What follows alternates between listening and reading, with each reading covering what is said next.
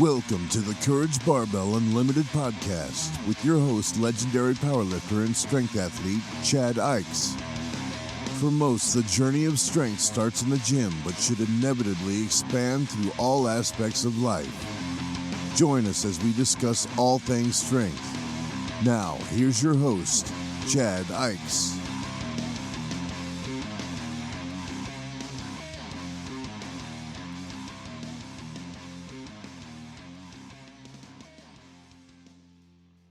Today, we have with us Nate Harvey, who has kind of an extended background. I wanted to have him on here, first of all, because I don't ever really get to sit down and talk to Nate. It seems like we run into each other, but we're busy. But he does so much with the Elite FTS. He's been a coach. He's been a lifter. He's just done a wide variety of things. And I know he's an accomplished power lifter. He squatted over 1,000 pounds, benched over 750, pulled over 750, and I believe your total is 2450. Does that sound about right? Yep. And then what I don't know is, what is your athletic? I want to get into your athletic background. Like, where did you come from? How did you get into powerlifting? We'll go way back. So like any kid, I was into football early on, basketball. I grew up in a small town, so there was nothing to do. Like later on in high school, when I actually got into lifting, we had to drive like 45 minutes just to get to the gym, the local YMCA. So like there was nothing to do with sports, and it was around, I think I was like 12 years old. My old man bought a seated rower from Sears, and it was the old like 2-handle thing with the pistons on the side, the hydraulic things. I remember those. Yeah.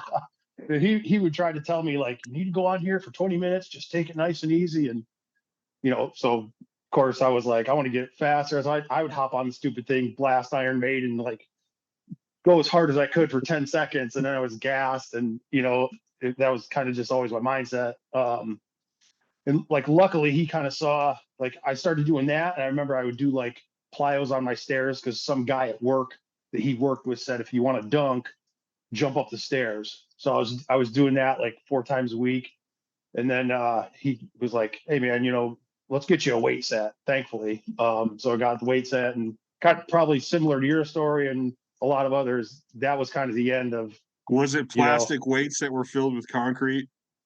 No, I got the fancy ones. It was a weeder, but the plates were like the steel or whatever.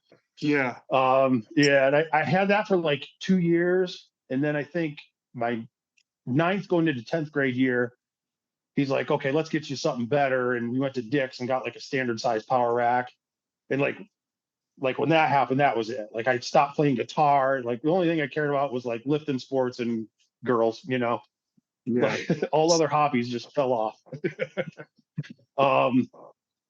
So yeah, it's like small town, like I said, and I just did football and basketball. Football was like my passion. Basketball was kind of, because that's what everybody else did. I liked the sport of basketball, but I was not good at all. Mm-hmm. Like my kids are starting to get into sports, and they'll get frustrated about not scoring enough points or whatever. So I always tell them the story like, hey, my highest scoring game was 12 points, and we had 4 overtimes. So it was like we played 2 games. So basketball was kind of not my thing. And then I didn't play any spring sports. My junior year, we showed up for football practice. This is how popular football was in my town. We had 11 guys show up first day of practice. So coach goes, there's no practice today. Go try to get your friends to play football. So we were terrible at football, but I loved it. And I lifted, I got up to like 225 or so my senior year. Mm-hmm. And luckily, I told my coach, like, hey, I want to try to play college ball. Can I play fullback instead of line? So maybe I get a shot somewhere. So then I went and played D3 football up in Brockport. And I talk about it all the time, like it's the greatest thing ever. But to me, it was like the NFL. Like I got to play 4 more years of football, It was just like lifting was always, looking back, I probably almost enjoyed getting ready for football as much as I liked playing football. So and that was kind of it. And then my senior year, going into my senior year, I was like, so I started out in college as a fullback, and I was like a huge Mike Allstott fan. Like probably had almost a man crush on him a little bit. So I was looking for like, what does this guy do in the weight room? Because like if I train like that, I can play like he does. You know, Right. it doesn't work out like that. No, but we all Unfortunately. had that. We all had that mentality. I remember when I was a kid too. It's like, just get stronger. I just need to get stronger. All I need to do is get stronger. Yes. Yeah. What's he doing in the weight room? So I stumbled on an article where, excuse me, he was using chains on his bench and squat. So I was like, that's the secret. And then so I went on the internet, and one of Dave's articles popped up, one of Louis' articles, and I found a conjugate template, and I used that going into my spring going into my senior year, and I got moved to guard, offensive guard, O-line, but I felt the best I'd ever felt, like recovery, strength, explosiveness, all that stuff. So obviously, like when I was a teenager, my dad kind of mentioned like there's a job called strength coach. You know what I mean? So that seed was kind of planted, and that was where I kind of wanted to go. And then I stumbled onto that my senior year, and I'm like, this is the secret sauce. Like I'm not Michael Stott, but I feel the best I've ever felt. You know what I mean? Yeah. And that was and it just kind of took off from there. So then did you end up getting your CSCS or whatever the heck? Yeah, that Like, stupid thing. yeah. Yeah, I did. Like right after college, I got it, and then I let it lapse a couple times and retook the test, and yeah, that's all because you have to, like, now you have to have it even to interview for a college job. Mm-hmm. So it's like one of those things like that, and a master's degree you have to pretty much have anymore. So yeah, I Yeah, wouldn't do that. I've had a couple instances. I did some photo shoots with Muscle and Fitness magazine, and they had me go to the URSA show one time, where all the new equipment comes out, and I got to meet their exercise physiologist, and we stayed up till like 4 a.m, and I just blew his mind with all the stuff. And because we're in the lobby and I'm demonstrating squats and I'm making him brace, and he's like, holy shit, I've never heard this stuff. And he eventually moved on, and he tried to get me to come speak at some of the conferences and stuff. And they're like, well, does he have a degree? And he's like, who gives a shit? Like, he's one of the top lifters in the world. And they're like, yeah, but he has to have a degree. And it was like, It, okay, well, that's what you guys think. yeah, dude, I understand having like a standard of entry, or those types of things like Mm-hmm. screening, but like some of the best stuff I learned is from lifters. Yeah. You know what I mean? The guys that are actually out doing it. Yes. Yeah. And like a lot of their stuff they teach is kind of opposite of what experienced lifters would say on form and Mm-hmm. stuff like that. So like people ask me, how do I pass the test? I go, just memorize it and spit it back out. Yes. It's not the golden ticket to knowledge. No, it was interesting. I watched a clip. I think it was this morning. I watched one of your clips on your Instagram, which I recommend you guys follow. Isn't it Nate Harvey 2450? Yeah, Yes. there's a lot of good shit on his Instagram. But I was watching one of the clips, and you were talking about how, well, if I want to get my guys to sprint faster, I'm going to go to a sprint coach. And there's all this accepting of so many different coaches. Some of my niece was a good softball player, and it's like, well, she has a throwing coach, she has a hitting coach, she has all these other coaches.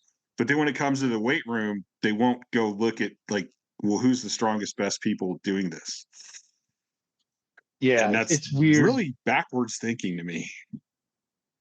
100%. 100%. I don't get it. I don't know if it's like the powerlifting stigma, or because like in college I always ran a conjugate system, and I would talk whenever I talked to somebody who was doing something similar, it always came with the caveat of, yeah, we do West Side, but we modify it. We make it for athletes. And in my head, I was always like, you don't have to change much. Like, Yeah, you really don't.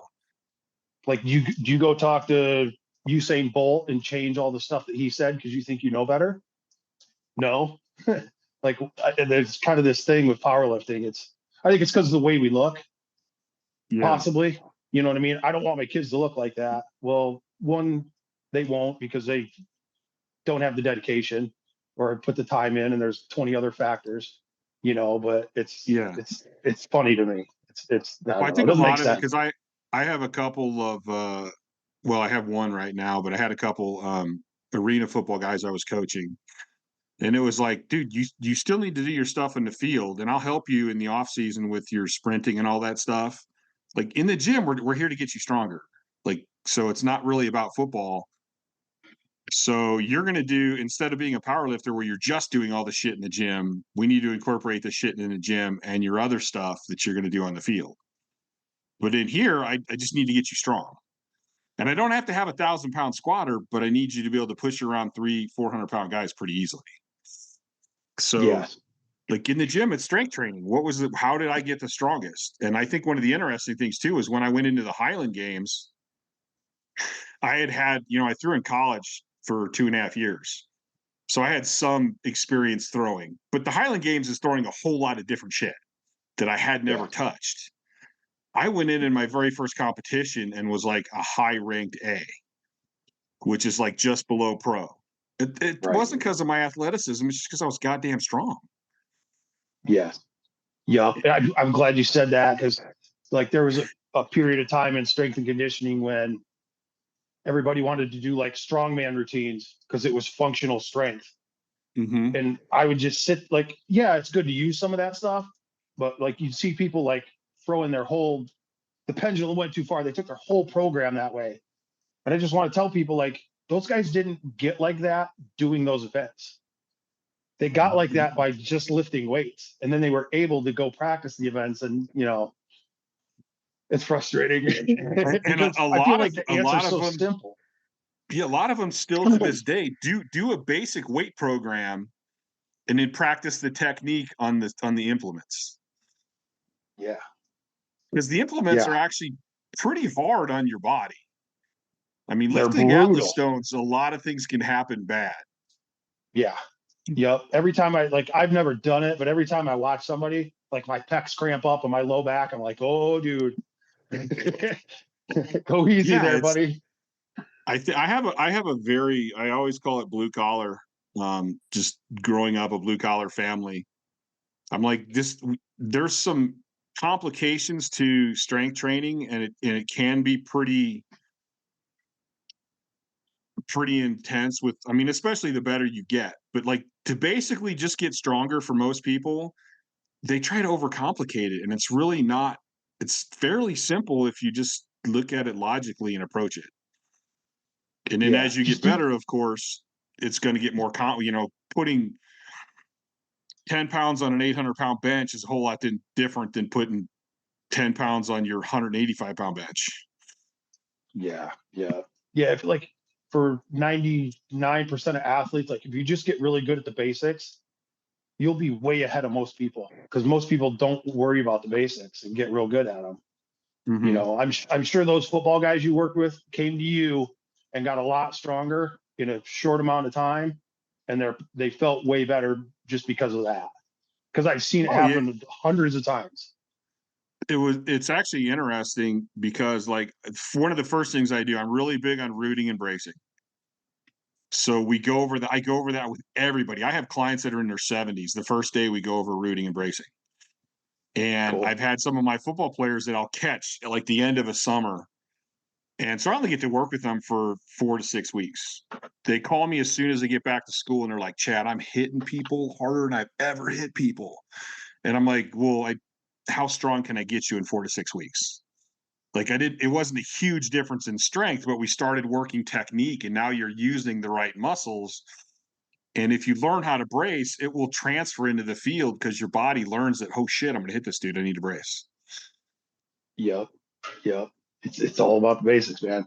Because I've seen a ton of and that's why Louis thought getting football guys ready was so easy, because they hadn't seen any of this stuff, and you give them a little, like, they have a high genetic ceiling to start with. You know what I Mm-hmm. mean? If you're a high level football player, your genetic ceiling's probably pretty high, and then you do the Yeah. right strike stuff, and it's just boom, they take off.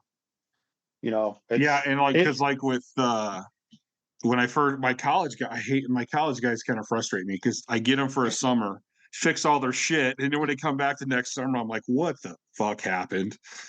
Like, because their technique and shit sucks, and a lot of that. I mean, I think if they'll have them be these quad dominant squatters, and their posterior chain's weak. And I'm like, Mhm. but they need to train their posterior chain. That's what they need on the field. Like, I don't understand why you guys can't understand this. Yeah. Yeah. It's, and like, this is why I always love the conjugate. Like, once I figured out the conjugate stuff and I kind of realized, like, just the basic template, the way it's set up, it'll help you recover more. Cause you're like, typically you're not doing, 3 to 4, 5 barbell exercises. People think because I play a sport, every single lift I do needs to be a ground based activity, compound movement. Thank you, Husker Power, by the way, for that one.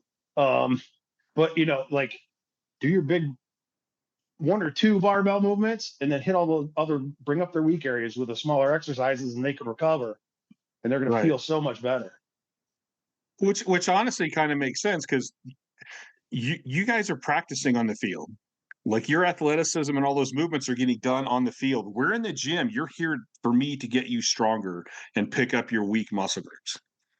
So just let me do that. Not everything has to be fucking like an athletic movement to pick that strength up, and it will transfer to the field because you're still doing it on the field.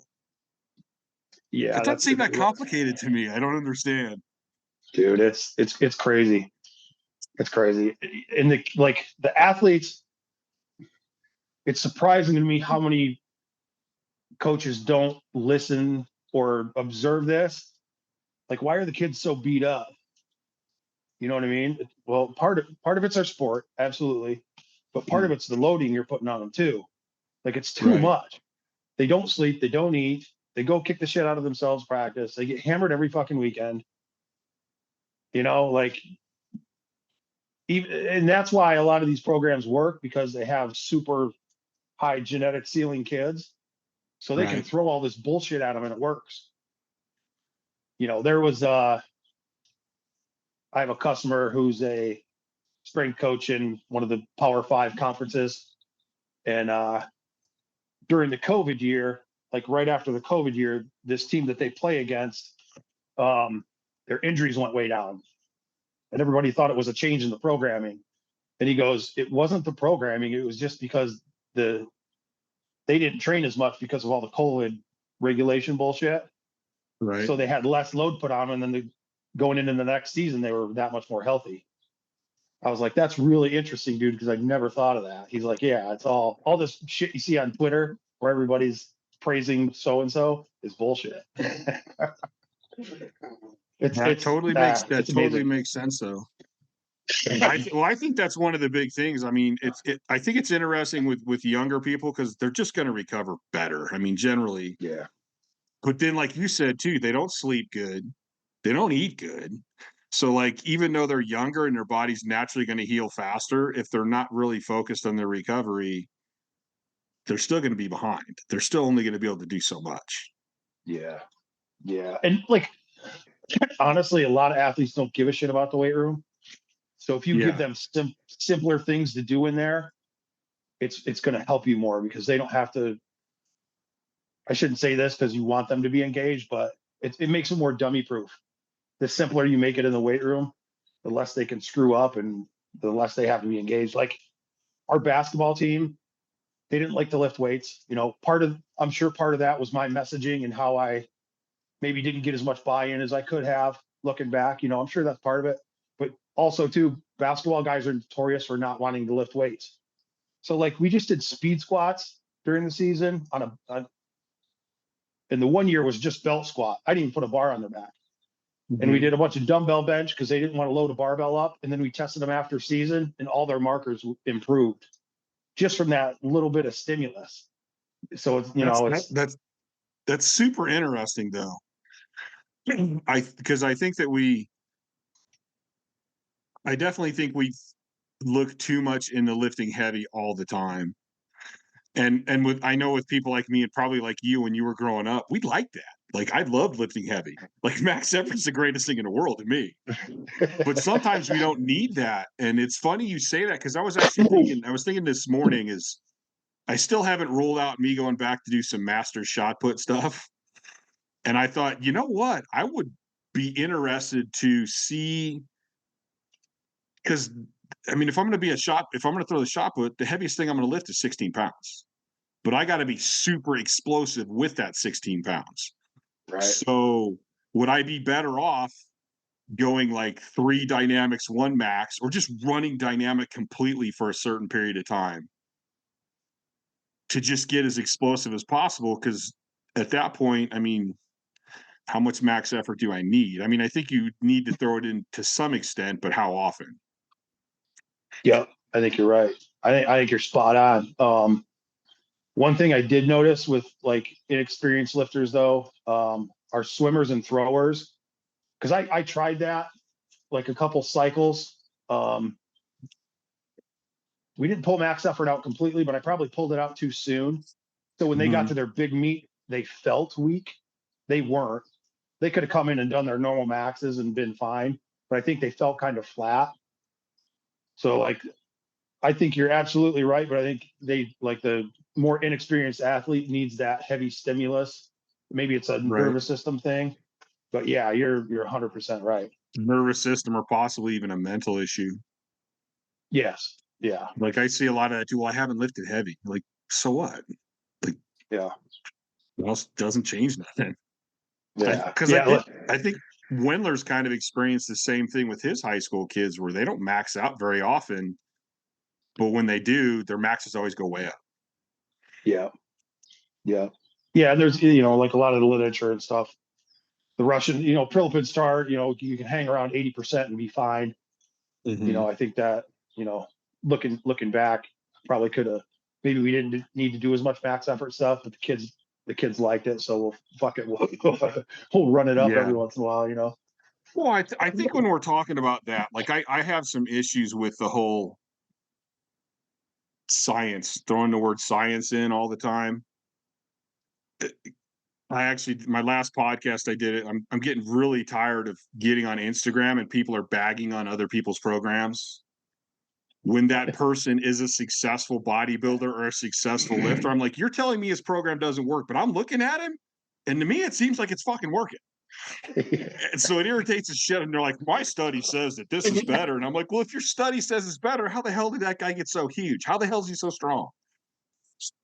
So I think there's a difference in that. And I think, like, a lot of times what we don't look at is like, okay, if you have people doing 80%, what is the force production? Like, that's going to be a big difference. Like, if I can have people do dynamic work, but if they don't really know how to put 100% of force into it, is it really going to get the result? And if the people don't know how to lift with intent, is it really going to get the result?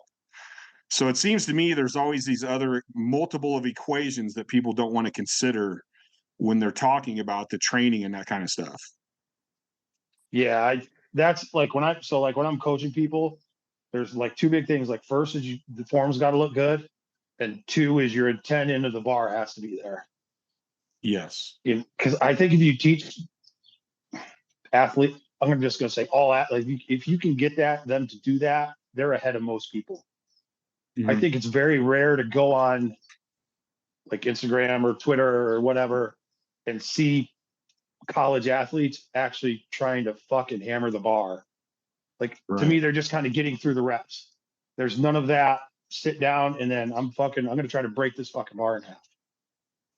Yeah, like, you're basically just trying to sit down and trying to stand up. You're not actually lifting. Yes. I got a set of 5. I'm getting through the reps. Okay, awesome. So see, this is interesting because I've been wanting to do another video for my YouTube channel talking about intent. And I'm like, I can coach intent in person, but how do you coach intent online? How do you get people to understand that, listen, it's not just about sitting down and standing up. It's not just about lowering a bar to your chest and pushing it up. Like, I tell people, I'm like, act like there's a goddamn 1,000 pounds in that bar and it's going to crush you. So you can't relax. You got to go down. You got to put that bar every millimeter of movement, you know where that bar's at, and you're putting it in that position. Yeah, it's tough. You can do it. It just takes a little longer, unfortunately. Like for me, I try to think when I lift things that always work for me, like for squat, for example, like on the way down, I'm worried about my hips, like open, reach back. And then when I go to stand up, it's just shoulders. Like my head's got to be in the right position. But then the only thing I feel or think about on the way up is that pressure on my shoulders and trying to blast them through the bar. Right. And just you got to keep telling people faster on the way up. It's pause, fast, pause, fast. But that usually seems to work. Like the thing about being a person, you can get it done in one session, where online it might take a couple of weeks till you kind of see that snap in the bar. Or like benching, I'll tell them, when you go to press that bar off your chest, punch the bar. I want you to feel all the pressure in your hands. I don't want you, don't even think about your pecs or shoulders. It's just arch, stomach up, up, up, up, up, and then hands. Punch the bar and spread it. And that seems to work, but like I said, it takes longer. It's usually a couple of weeks before they kind of, and then you'll be able to see it in the video, like that initial pop off the chest will kind of start coming in. But that's like with beginners, when you're in a room with beginners, that's a really good indicator they're starting to pick it up. They kind of sit on the box and then you'll see that nice little snap. That's how you can kind of tell things are clicking. And that was kind of like, going back, that was a big aha moment for me. Like I studied conjugate stuff for like 10 years before going to UB and meeting Paul and all those guys. And then I came in, I got to train with them on a dynamic effort lower, and they've got 6 fucking plates on each side of the bar. And it's like, pause, pause, and then we went, it was the 07 WPO. Paul was lifting, so we got to go back in the weight room, and I'm watching you guys warm up. And it was just like 800 pounds coming down, wham! And then I was like, if I can get a fucking football player to do that, maybe not with 900 pounds, but 5 or possibly 6 on each side of the bar, that dude's gonna be really hard to deal with. So I was like, this has got to help people. Yeah, that's why with football players, I'm like, okay, you don't have to squat 1,000 pounds as a lineman, but I need you moving 500 or 600 like a rocket ship. Yes, it's funny. Easy. My first seminar I went, when I decided I wanted to get serious about powerlifting, I did a seminar with Dave, and it was out here in California. And he said, I'm doing dynamic training on Sunday if you guys want to come. And of the 40 or 50 people that were at the seminar, there was like 8 that showed up for the dynamic training. and just like what you said, that one of the biggest things of me going to that training was watching Dave do dynamic. I'm like, holy shit, I have never seen anyone bench that fast in my life. Like, it was unbelievable. And that started me off going, okay, like dynamic means dynamic. Like, I got to move the shit out of this weight. Like, I got to be like crazy, chaotic, violent, but in control kind of speed. Yeah. And I think that's totally like I'm so sick of seeing dynamic shit on Instagram. And I'm like, dude, that took you 4 seconds, man. That's not dynamic work. Yeah. That's one of the things. I'm actually super into velocity meters now. I haven't went full on into like velocity training with max effort stuff yet, but kind of just having that meter so people can go like, dude, listen, you're at 0.3. That was slow as fuck. I need you to drop weight and get to like 0.7. Yeah.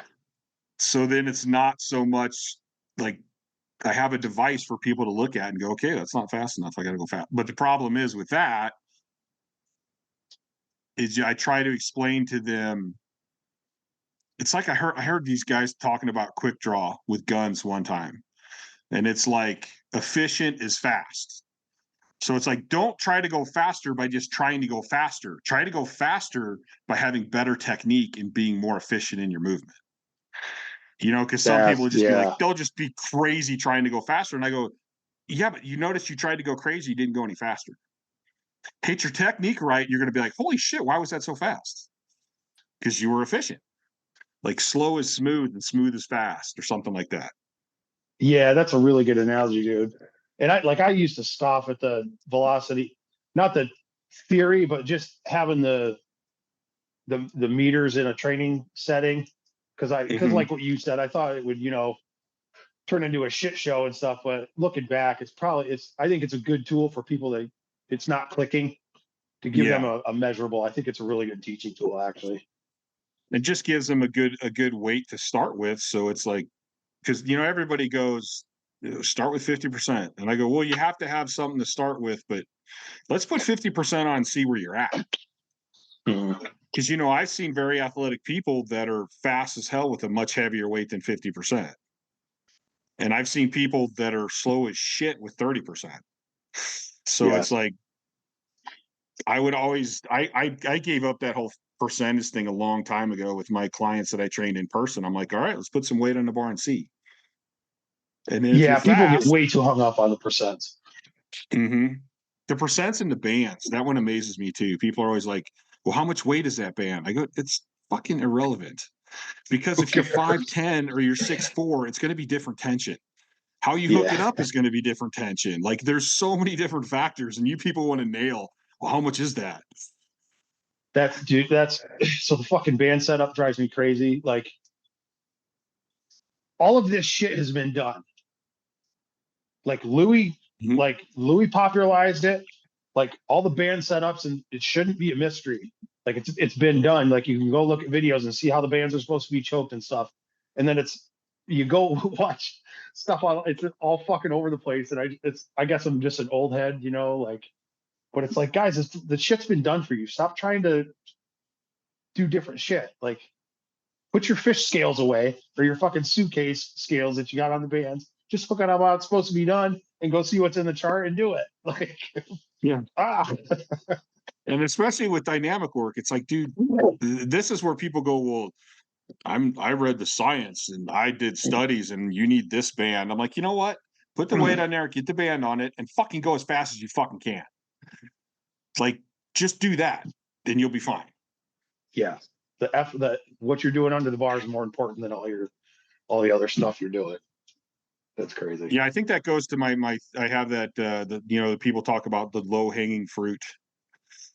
Yeah. I'm like, especially I was gonna kind of talk to you with this one about the kids too. Because like people seem to want to go to the top of the tree right off the bat. And like with the bands, they're like, oh, I need this exact weight percentage on this band. And it's like, dude, your squat technique looks like shit. Like, why are you worried about your band tension? And right now, I'm really getting more and more into the mental side of things. Like, I think one of the most common things I've seen in top strength athletes is they believe in themselves. And then I see a lot of people that have no belief in themselves. They'll act like they do, but they don't really do. And I mean, even if I have a girl comes in and goes, I want to lose 20 pounds. Like if she doesn't believe she can lose 20 pounds or doesn't believe she's worth losing 20 pounds, I don't care what I do. It's probably not going to happen. We might Yeah, make you're some right. progress. And so I think I don't actually have any groups of young kids, but I have young kids. And like one of my main things is like, man, I want to build confidence in them. And I want to get them to believe in themselves. Yeah. And I wonder if that's not easier to do in a group setting than an individual setting, maybe. Maybe. But yeah, maybe. I mean, because they'll probably, like, I think they'll tend to compete a little bit. Yeah, and And if push they, themselves a little more. yeah, and if they see, oh, Joey's doing 2 plates, I can do that. Fuck Joey. You Mm-hmm. know, I think there's a little bit of that. So yeah, I think that's part of it. But yeah, the confidence thing, to me, that's the best thing weights can give you.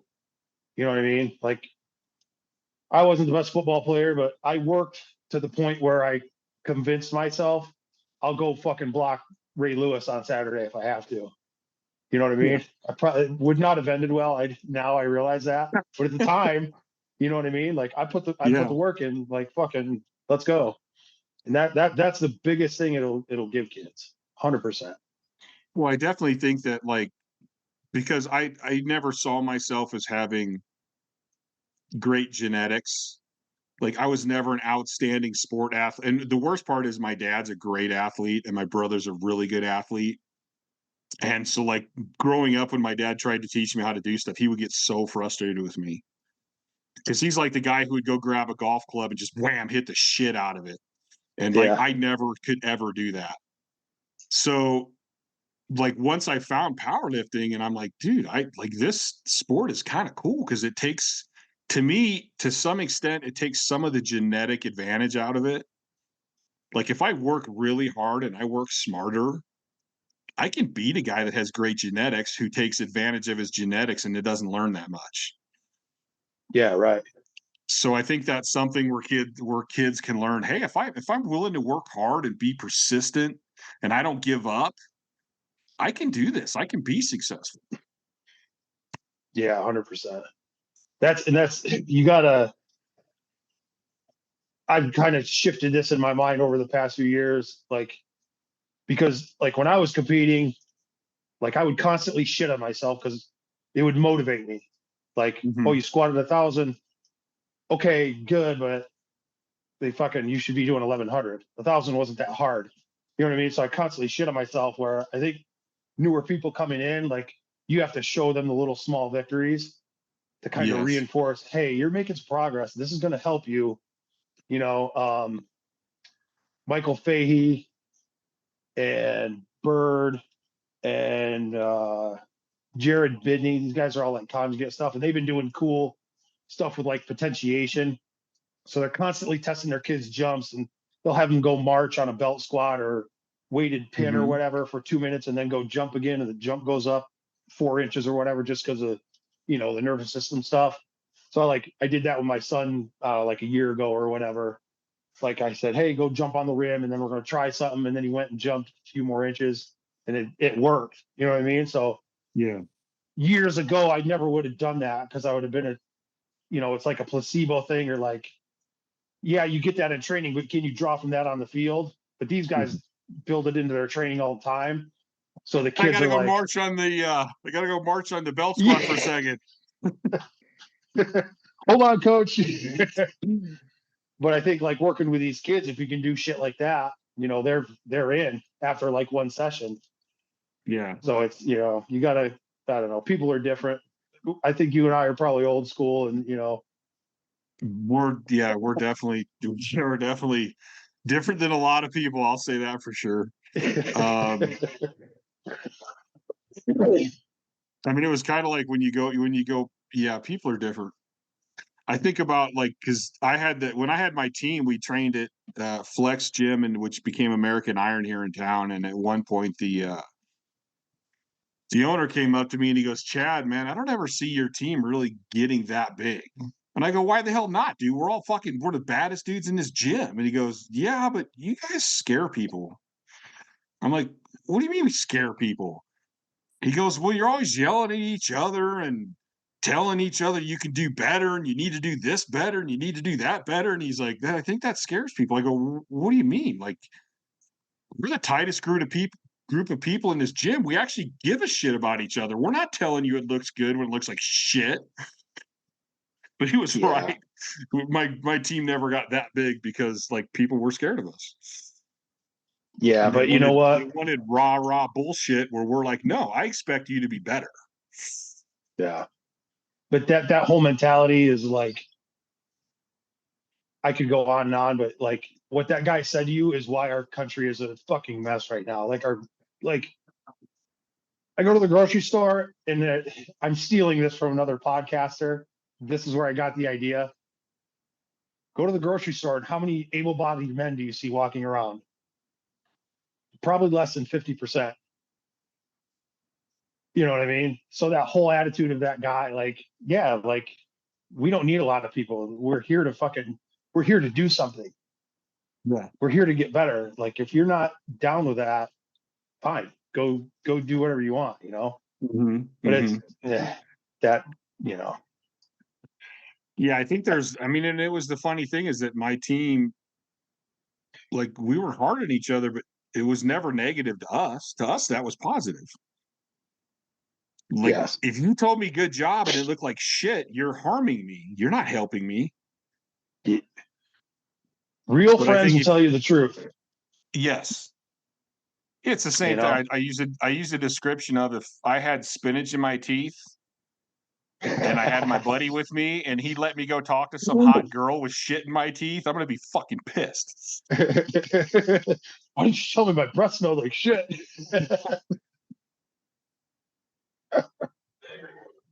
Yeah, So it it's can funny, get like frustrating. with when I teach young people, it's like, man, I want to teach them to be tougher. I want to teach them to go, hey, it's okay to be hard on yourself. It's okay to do this, and then you're successful in the end, and that's what's important. Yeah, Is the long term. I know I think it's hard for people to see, for most people to see that. Mm-hmm. You know, I've said like the best coaches I ever had were the tough ones. I You did. know, I interviewed Matt Wenning a couple episodes back, and we were actually, he brought up that he was at, I think he was stuck at a 500-pound bench for like 2 years. And I have the same story. Almost every top person I've talked to, there was a lift that just got stuck. But we're the kind of people that we are, that we persist. We're like, no, I know I'm going to get better. I know I'm going to beat this point. And I don't care if I'm stuck. I'm going to keep working on it. I'm going to keep thinking about it. I'm going to keep figuring out where a lot of people would have quit way earlier in that. And would have never become great. I agree. And like the tough thing that I'm trying to figure out is how to convey that message to somebody that's not down with that. You know what I mean? Can you, like, is that a teachable thing, or is it just something that's in people?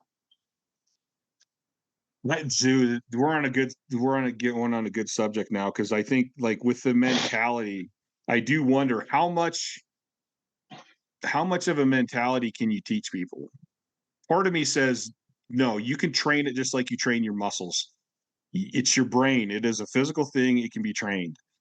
But with some people, it challenges me that if I can get them to get past, and just toughen up, man. Like, it's toughen up and push. Like, have faith in yourself to do that. I mean, you've probably seen coming up, because I saw this. I'd be coming up, and when I was in like the middle level, say, of powerlifting, and I would see these guys that had more genetic potential than me. And I'm like, dude, these guys they're strong as shit, man, but I'm outlifting them. And it was just like, well, I think it got to that point where it's like mentally they're tapped out. So even if their bodies could do more, mentally they're done. They don't think they can do more, so they're not going to do more. Where I was never like, there was never a weight that I went, oh, that's it. Like, every weight I did, I went, okay, now what's next? Like, where am I going now? Yeah. I don't know. And it's like, I always, like, you brought up like my background. Like, I was always kind of known as like a hard worker and stuff, because I always lifted hard and trained hard in high school. Same thing in college. I probably was top 5% of hard workers on the team or whatever. And I was like, recently I've been thinking, was I actually that hard of a worker, or was that just what I enjoyed? You know what I mean? Because, like, I know there's different things now, like I'm trying to be more disciplined on. Like, this fucking sucks. You know what I mean? Like, it's a struggle to get this, whatever I got to get done. And I'm like, well, let's go, Mr. fucking hard worker. Were you just doing the shit that you liked and you're not really a hard worker now? Or, so I like battle with that. Like, some of the younger kids you work with and stuff, it's like, well, I did it, so they should be able to do it. And then I'm like, well, did I really do it? Or is this kid going to be able to grasp the concept of, yeah, you just got to keep fucking doing it and it'll happen. I don't know. I'm not sure where the answer lies. No, but that's an interesting point. Because if you love it, it's a whole lot easier to do. Yeah. Like, I always talk about how the best thing I ever did for my strength was not training as much. And that also happened to be the hardest thing for me to ever do. Like, it fucking sucked.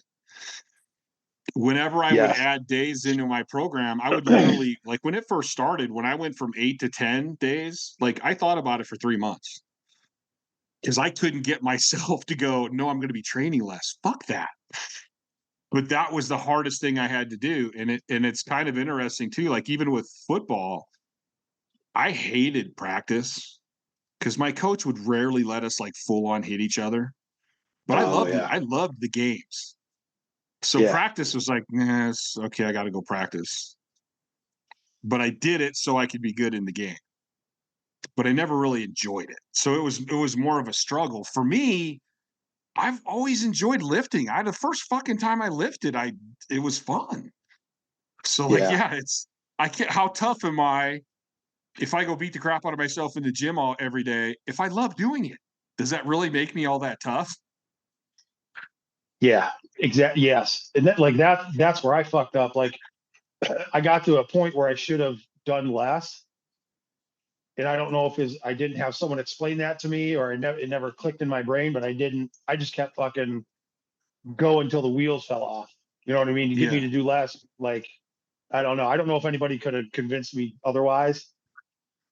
And it's funny too, like you said, with the practice and games, your payoff was the games. So I yeah, think like when we're teaching people, we got to try to like what's the payoff going to be that's going to get them to stick hmm, with this. Like my son right now, he's 13, and he likes basketball, doesn't love it. So I signed him up for this. It's called an academy, and you pay a price per month, and you can go 4 times a week. And the first night that we went, it was all defense. So they didn't even touch a ball for like an hour. They were just running defensive slides. And we got in the car, and he's like, "Dad, this isn't my style of basketball." And I wanted to say, "Dude, you're 13. You don't have a fucking style of basketball." But I was like, "Well, it was all defense tonight, dude. Let's give it a chance, and we'll go for a couple weeks and see how it goes." And I was like, "And we're just gonna go. Let's go 2 nights a week for now." You know what I mean? I'm trying not to shove it down his throat, but it was funny. Like he went for 2 weeks, and the next game that he played, I could see a complete difference in like the way he was playing and his confidence and stuff. So like my battle right now is like, how do I get him to see this payoff? You know what I mean? Because he's yeah, like right now, his practices or that academy is like your practices. He's like, I'll go. I kind of, so yeah, I'm trying to sell him like, because he has the genetics. He could be my one brother-in-law is like 6'7". Like hmm. the other side of the family is all real tall and stuff. So he has like a good genetic profile to play basketball or whatever. So I'm trying to like ease him along and not crush him with it, but at the same time, like, trying to use my sales skills, I guess. What's your fucking payoff, dude? Like, what's gonna make you click? Oh, that's a good point with athletes. But how do you get them to see that? And until they do, like even with my football players, once they go back and they hit people even harder, when they come back to the gym, they're definitely more like, oh shit, like this is going to make me be better at what I do love to do. Yeah. Yep. Yep. But then again, like it's hard for me to understand because I love lifting. Yeah. Like it's harder for me to back myself off, even like right now, because right now my mental health and my health is my main thing. So Yep. like my strength goals are like be as strong as you can while being healthy. So that means if my sleep gets fucked or I'm feeling depression, I got to kind of back off of lifting heavy. And that's Yeah. still hard for me to, even though I know it's going to work and I know it's good for me, it's still hard for me not to go beat the crap out of myself in the gym because I love doing it. So I Yeah. have to kind of remind myself that not everybody loves doing this as much as you do, Chad. Yeah. It's tough. It's like, why won't you listen to me? Yeah, just shut up and do it. I'm telling you. Yeah, have coaching's have an interesting gig for me because like when I was lifting, I didn't really want to train people. I mean, I trained all my team guys and I always helped people and I always did seminars, but I didn't want to interrupt like my goals. And now training people, it's kind of it's a different thing. And I sometimes I feel like my grandfather because I'm like, dude, when I in my age, dude, you went to the gym and you worked your ass off and you had fun and you loved it. And I'm just like, why don't you people understand what I'm saying? Go faster, god damn it.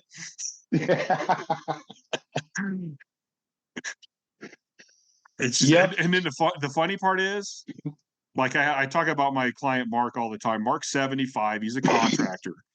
Like this son of a bitch he'll tease me. Like we tease back and forth bad. But like if I'm like, yeah, just shut up and do it. He's like, all right. I'm like, you whine less than anyone I know, and you're my oldest client. Yeah, you've posted some of his stuff, right? Yeah, I think I have. Yeah, I've seen them. That's funny. But it's But funny those that like those are the he's old ones that school. keep you coming back. Yeah. You He's know, like old school. He goes, I need to get stronger, so you tell me what to do and I'll do it. yeah, yeah. It's too bad they're all not like that, right? I know. I wish. Talking about your training a little bit, have you found a good way to monitor, like when you need, like, let's say you don't feel like training or whatever, you found a good way to distinguish between, oh, I just don't feel like doing this, or, oh, I really need to back things off right now? Have you developed any kind of like system for that? I have tried tons of different goddamn things, and I cannot find a definite yes or no. Yeah. I'm playing with HRV a little more right now. Can't really, I mean, there's days where, I mean, I know it's more of you can't look every day. You got to kind of look at in a longer term. Right. But I haven't seen anything with that. I've tried resting heart rates. I've tried grip strength. Um, just all these different things, and it's still I can't find a consistent yes or no. Like, and I would love to be able to like draw blood and go, yeah, don't train till this says this again. Yeah. Right. I have not found anything that's definite that actually works for me. So I try to lean more to like I try to listen to my body more, which is still hard because I mean we all have egos, and if Yeah. our ego wants to lift, it's going to try to convince us, no, you need to suck it up today. You're just being a bitch. You Yes. know, Yep. like I mean that honestly is. I think if somebody could tap into a definite, you're overtraining or you're not, or you should lift heavy today or not, that'd be like $1 billion idea. Yeah, I agree. I agree. Have you tried? You have the Whoop strap, don't you? I have the Aura ring. Does that tell you your recovery? Like, Yes. oh, you're recovered today. Have you found that to be helpful or not so much? No, because I'm always like literally every day. It's like, yeah, you need more rest, and I'm like, yeah, I know. I sleep Okay. like shit. So that could be the problem with me is that my sleep is so screwed. I'm just screwed no matter what. It's gonna tell It's you, funny yeah, you're because never I ready. was watching an old video of Tom Platz. And it's funny because when I was a kid, I grew up reading all this stuff and watching all this stuff. And even I tell this story because I loved Mike Mentzer hit training when I was a kid. But for me, hit training when I was a kid meant you go balls to the wall every day, all the time. Everything is like squat till you can't physically walk up the stairs. That's good. Perfect. Yeah. And I go back and read it now and I'm like, Chad, you totally missed the whole recovery portion of this training. Like you just completely, utterly, blindly looked past and saw only what you wanted to see. So I started going back and watching all these old videos of these bodybuilders and stuff that I looked up to when I started. And I was watching a video of Tom Platz. And first of all, he goes, I only squatted like twice a month. And I was Damn. like, really? Because don't remember ever hearing that when I was a kid, but I probably ignored it if I did hear it. And he was Yeah. like, yeah, those things, just those heavy training sessions, those videos you watch, dude, that blew me up. Like, there's no way. And I watched another one where he didn't really have a set training program. He knew what he wanted to do, but he said, yeah, if I got up and I didn't feel like lifting, then I didn't lift. I'd like go to Weeder's house and hang out or something. He's like, I lifted when I felt like lifting. And I thought, wow, that's absolutely fascinating to me. Yeah. That's And funny. Go ahead. One of the things that actually helped me to start backing off was I remember having conversations with like Ed Cohn and Steve Goggins, and we would be talking, and they're like, "Yeah, man, if I was at the gym and like my back felt funny or something, I would just stop." I mean, what do you mean you'd stop? You'd stop and take a 10-minute break? What do you mean? Like you came back in the afternoon? Like, I don't understand. What do you mean you just stopped? I don't get this. And they're like, yeah, something was wrong. My body was telling me that something's not right and I probably shouldn't lift today. I'm like, so you made it up the next day? They're like, no, like you missed it. It's done, whatever. Right. And I'm like, how? I can't, my brain couldn't fathom that at that time. And it was like I kept getting told stories like that from some of the pro strongmen that I knew, some of the Highland game guys, and eventually it hit my thick skull enough that I went, Chad, you need to start thinking about this. Like, there's a reason you keep hearing these stories from guys that are the best in the world. Yeah. Yeah, that's one thing I didn't learn from Paul and should have. You know, like he knew when to back off or take it easy a little bit in the off season. Mhm. You know, and I would see him do it, and I was in my brain I was just like, oh well, he's great. He doesn't have to train as hard all the time. Well, no, that's part of the reason he was as strong as he was and why, you know, he was so injury free. You know, Mhm. when I started falling apart, it was because I was doing dumb shit in the off season that I didn't need to do. I would see some dude on the internet doing something, and then or compete with some of our throwers. I would train with them once in a while, and in my brain, I'm like, "Fuck this dude! I can do more than that." Yep, pop, Mhm. pop, pop. There goes Mhm. something. You know, it was stupid. The answer was right there in front of me. I couldn't see it, but So you see know, whatever. that's interesting too, because when I started backing off, Mark Bartley was actually, I didn't know it at the time, but we talked about it afterwards. Mark Bartley and his team were running into the same problem I was having, which was like Uh, every 3 weeks, everybody on the team went to shit. And like this happened months and months and months in a row. And I went, wait a minute, like we got to change this. Why does everybody go to shit? And then we have a crap couple weeks, then we get back to it.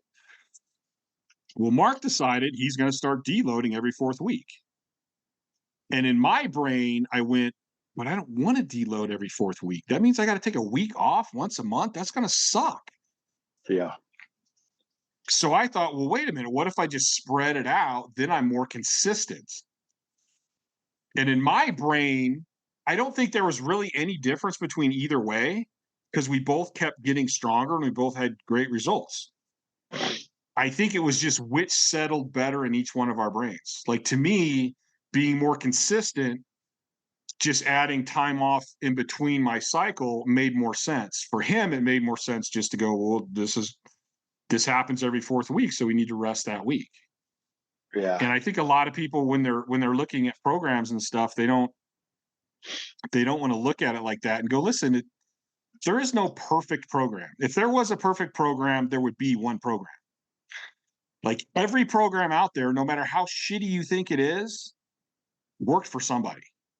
right, right. I mean, I don't know if you remember Gary Frank, but Gary Oh Frank yeah, took the total from like 25 to like 28 or something. yeah, Never really got along great with him, but I did have some of his teammates that I really liked. And like his training to me made no sense whatsoever. It was like the most simplistic, insane, like, how does that work? Well, it worked for him. yeah, So I can't say that it's a bad program. I can't say that it's wrong. I can say I don't understand it. I don't necessarily like it. I can say I think my program's better for this, this, and this, but it worked. So yeah, I think people get too caught up in doing the program, and it's like what you need to do is you need to bend the program more for you, and yeah, even like I'm not a fan of linear periodization. I ran it when I first started powerlifting, and there's a lot of reasons I don't like it. One of them is like, well, what happens if you get sick? What happens if 1 week doesn't work right? yep, And so I was never a fan of it. But Ed Cohn's the GOAT, and Ed Cohn ran linear periodization. yeah, So we were having lunch one time, and I got to go, hey, so you love linear periodization? Like, I got to ask him questions. What happens if this happens? What happens if this happens? What happens if this happens? And he always had an answer. So I'm like, maybe I don't like linear periodization because I didn't run it right. Yeah. Maybe I was too uptight about stuff where he seems to be way more relaxed about it. Maybe I was focusing on parts of it that I shouldn't have been focusing. And that kind of led me down a path of like, wait a minute, like just, it's not the program, it's how you run it. And even when I first started running conjugate, I was doing the basic West Side templates. And so when we were running into problems and issues, I didn't throw it away. I went, who can I call and talk to? So I'd call Dave up. I would talk to Louie and go, hey, here's what I'm running into. It wasn't the program, it was me not operating it right or not bending it to what I needed. Yeah, that's a really good point. Like you did the smart thing and reach out and talk to those people. And that, like, the internet's great to get information.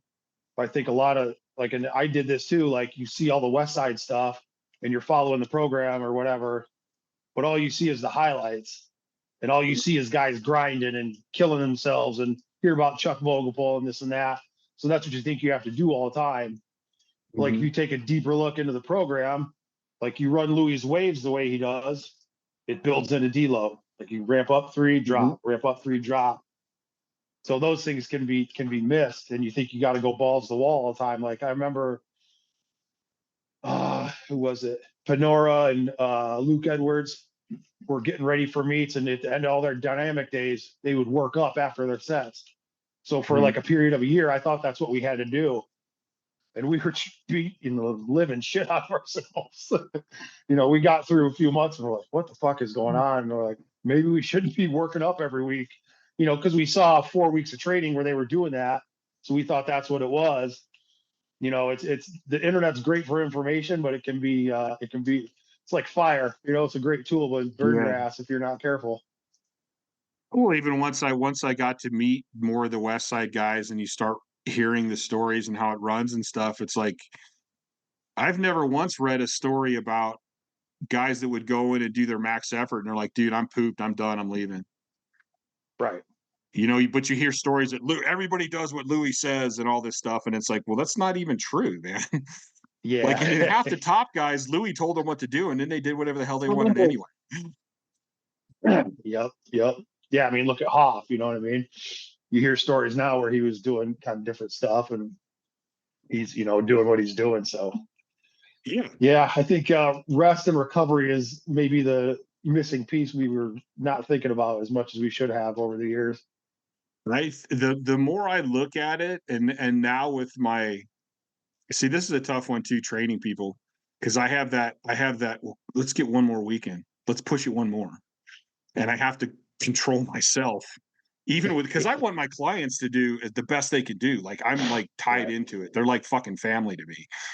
Right. So it's just like on my teammates. Like I want to push them as hard as I can push them, but the more and more I do it and the more and more I experiment, the more and more I go, you know what? If there's a question, you're almost always better backing off.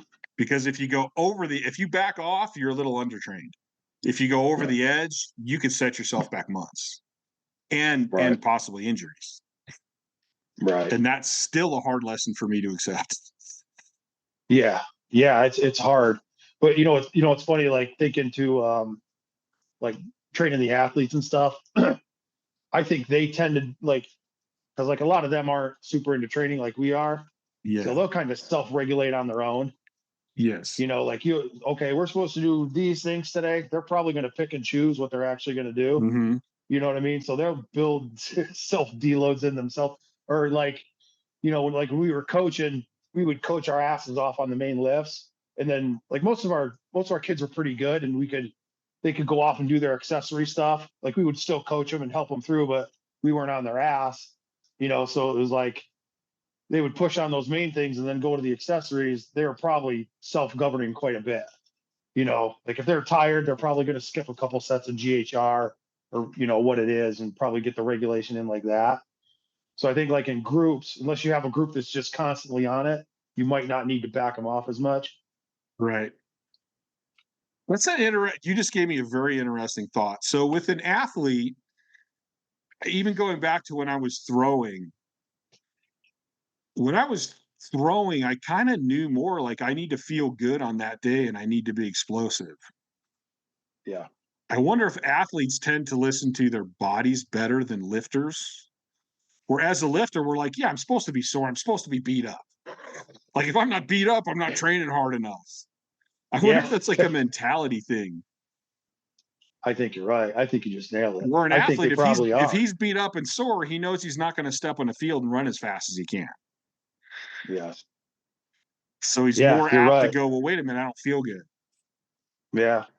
Yeah. I mean, I think NFL guys kind of have that rap of maybe not being the hardest, not pushing real hard in the weight room. I think a lot of people that aren't in that setting say, oh, those guys don't work that hard in the weight room. Yes, because they fucking just put themselves through a car accident. Yeah. They know they shouldn't have 600 pounds on their back, but to me is a great argument for, I don't need to lift these guys heavy. I can do dynamic work with them and they're going to get great benefit and feel fresh. And, we'll push blood around with smaller exercises.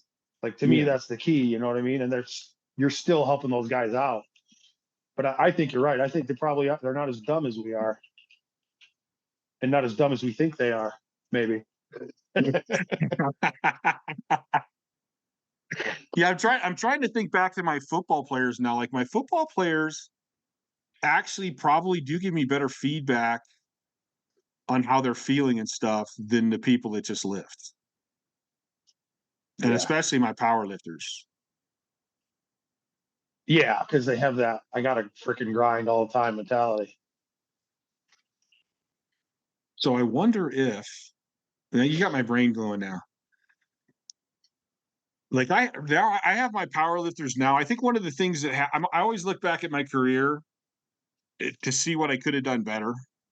Yep. I mean, I'm not one of those guys. It's done. It's over. Whatever. I had fun. It was great. I don't care. But I do like to look back and go, what could I have done better? Like, because as a coach, I want to keep learning and keep advancing and keep trying new things. So now I try to have my power lifters, like I'll make them do hill sprints. We'll do a lot of sled work. I even made them start riding BMX bikes with me. And they actually all love that. So I wonder if I did as doing more of that, that could help them to regulate, because lifting heavy and being sore and then going and sprinting and being sore is almost a totally different feeling. Yeah. And like, if your sprints are sucking and they're hurting really bad, then we probably need a little more time off. I'm going to have to play around with that. Yeah, I think you're right. I also had the idea too. I've had, because I got through I'm really in pretty good shape. Like I'm 52 or will be 52. My knees are good. My hips are good. I have a low back issue. I'm healing, but that was more from doing granite. My shoulders are good. I mean, I look at Dave and I'm like, Dave, what the fuck, man? Like, you are beat the shit, dude. Yeah. And so I got through my lifting career, but I always focused a lot on technique. And then I probably should have still had more recovery than I had because of my sleep and stuff. But I mean, I was actually doing less than all the guys I competed against. And I came through it with, torn muscles are my worst injuries. And like right now, I could do whatever I want. So I kind of had the idea, and because I look at my guys who hate stretching and hate mobility work, and I'm like, man, I should make them throw a baseball. Like I should be like, it's recovery day. You got to go play catch for 20 minutes. Just to get them to start moving and move their joints. Yeah, that's one thing. That's looking back, I didn't do enough of that.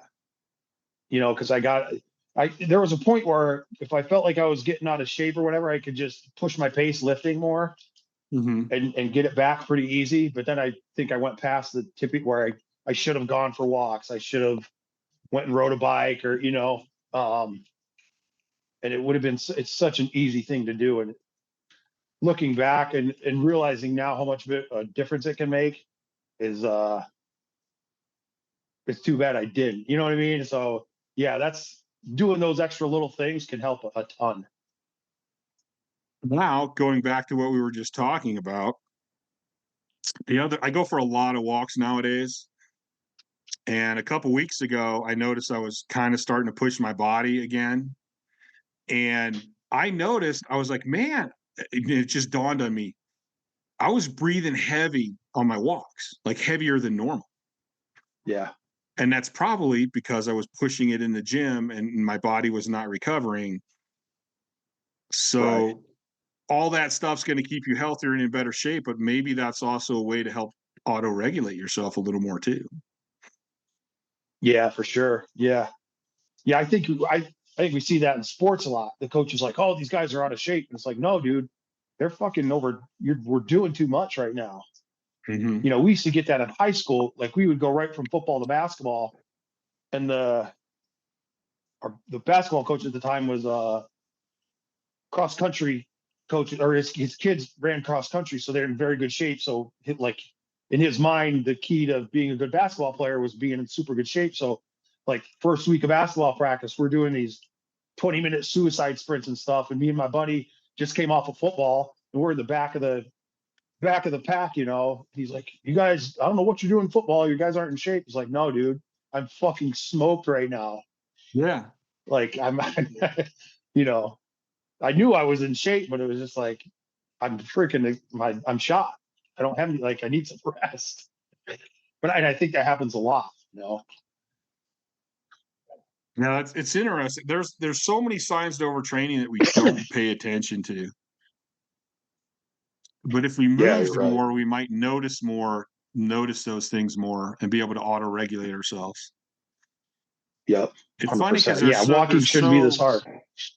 yeah. And I'll notice too, now that I'm thinking about it, like my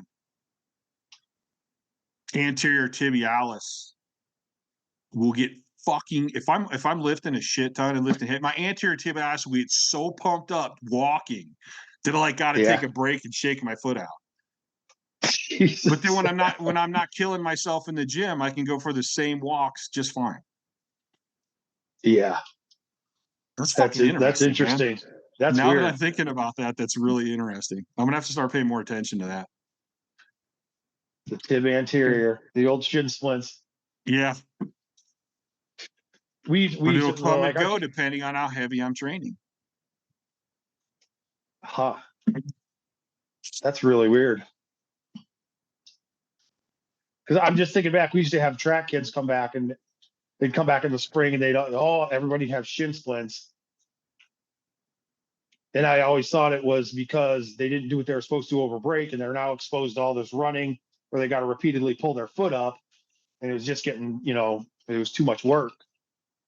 So now looking back, I wonder if there's a tie in there where that wasn't actually what was going on. It could be depending on. I mean, if they were running hard before that, Right. And then you add more that's on. I don't interesting. know. There you go. So There's your retirement plan, the Chad Aches tib anterior monitoring system.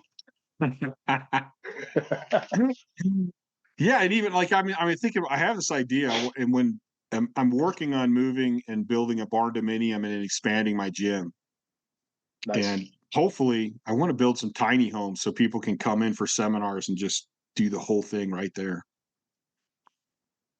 But I You have and an I idea have for a I have the same dream.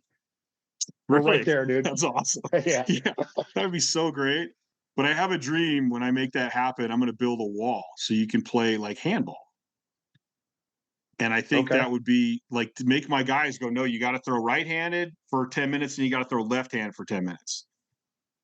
And I'm wondering, like, shoulder and joint wise, if they do start overtraining, I would think that would be much more noticeable in like how hard they could throw, or if they start having pain throwing a racquetball, then it's like, dude, we're probably overdoing it. And we need to kind of Yeah. back off of your lifting. Yeah, for sure. And I think just moving more would probably because I don't know, when I got, you may have been like me, that like it was almost like the stronger I got, the more I went, well, I need to just lift and then I need to be recovering. So I did Yes. less and less and less. But my recovery still seemed to get harder and harder. And I just thought it because I was getting stronger. Maybe it's because I was just getting out of shape because I didn't do shit but lift and try to recover. Yeah. I think you're 100% right. Yeah, because you're tired from the gym and you're like, oh, I need to lay around and sleep more, and Yeah. probably should have gone for a walk. Yeah. I'm going to the grocery store Friday. I got a meet coming up, so I'm not doing shit all weekend. Yep. Sit and lay down and watch TV all fucking weekend and eat. Yes, sir. Extra Pringles this weekend. We're gonna get some salt back in me. Oh, the good old days. So where do you That's funny. stand on Olympic lifts for athletes? Fuck it. Fuck that bullshit. I Why? kind of knew that was going to be the answer. That's one. If I actually had one of my football players, I go, listen, ask your coach.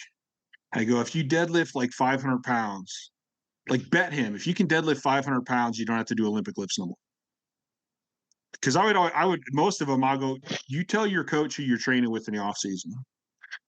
And so if they didn't know me, they would look me up and they're like, yeah, you just go do your thing with Chad. And I had one of them where he deadlifted enough that he didn't have to do Olympic lifts anymore. Nice.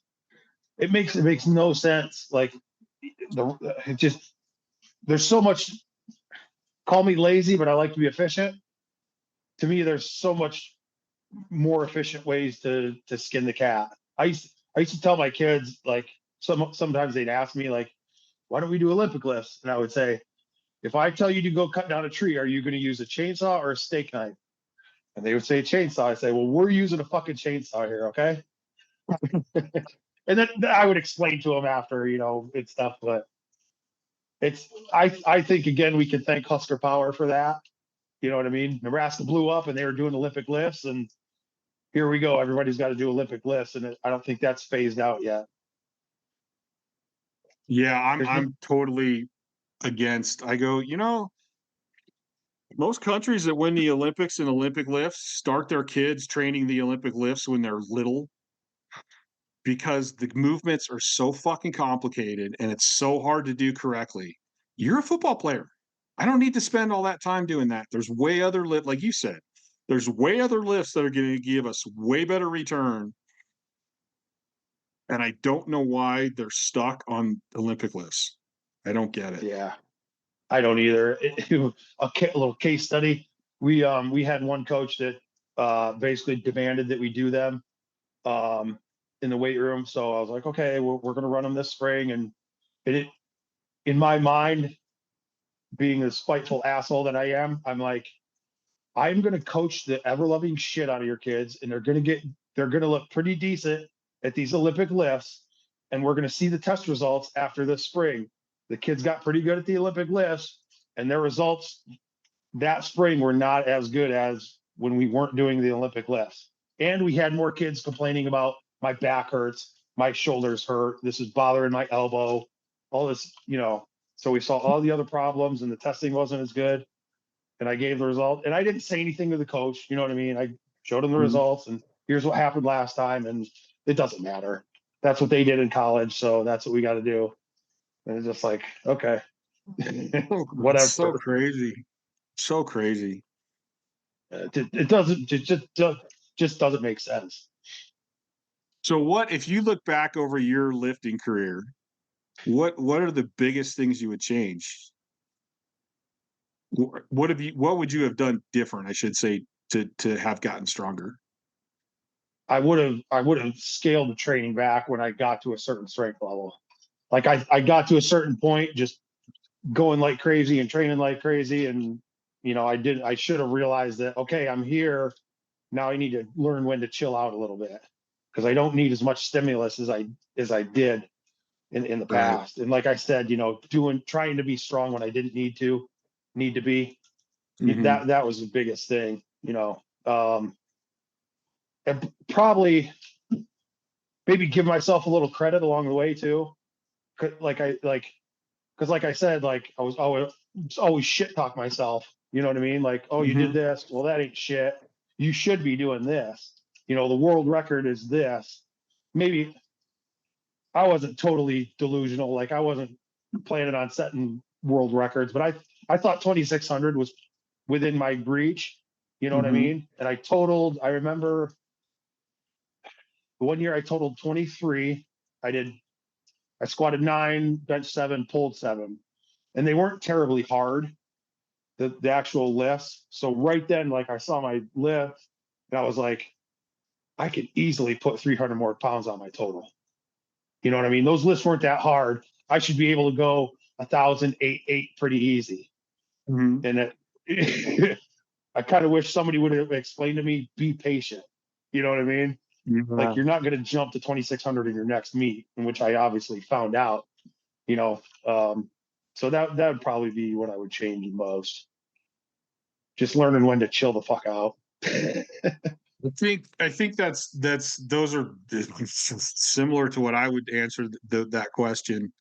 Because I think like with my teammates used to give me shit because like even when I would break a world record, I would celebrate for like 5 seconds. Yeah. And then I'm like, all right, that's great, but what's next? Like I never, and they're like, dude, you can enjoy it over the weekend. And I'm like, no, what did I do? I literally, I think when I broke the WPO bench world record, within 5 seconds, I was asking my training partner, were my elbows tucked? Did I have my back tight? I'm like, what do I need to fix now? Because what's next? Like I didn't take Yeah. any time to actually enjoy the record. I mean, I enjoyed the whole thing. It was a blast. I have great memories. I love telling stories. I love getting together with my teammates that were there. But I didn't really take the time to enjoy anything. Yeah. And I think that probably would have made me better in the long run if it would have. Yep. I agree And 100%. definitely backing off. I think that auto regulate. I try to even with my young people now. I'm like, dude, right now we can beat the crap out of you. But I want to get it in your head that at some point you're going to need to start auto regulating. And at some point, you're going to get so strong that you need more recovery.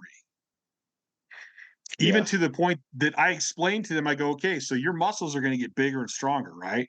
They're like, yeah. I'm like, your tendons are going to get thicker, right? They're like, yeah. I'm like, your ligaments are going to get thicker. Yeah. I go, is your pituitary going to get any bigger? Are your kidneys going to get any bigger? Are your lungs, you know, everything's getting bigger. So it's exhausting the system even more. But the system didn't get any bigger. Right. So you're asking all of your organs and insides to now recover a bigger, stronger body that takes more, but they didn't grow any bigger. So there's like a limit to your recovery. So the bigger you get, the stronger you get, the more time you need off.